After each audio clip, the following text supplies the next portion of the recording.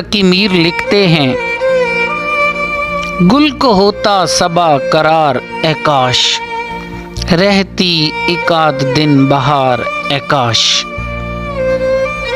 ये जो दो आंख मुंद गई मेरी, इस पे वाह होती एक बार आकाश। किसने अपनी मुसीबतें न गिनी, रखते मेरे भी गम शुमार आकाश।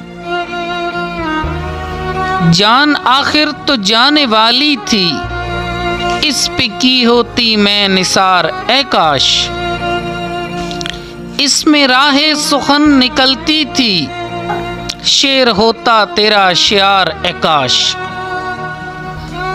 शश जहत अब तो तंग है हम पर, इससे होते न हम दो चार आकाश।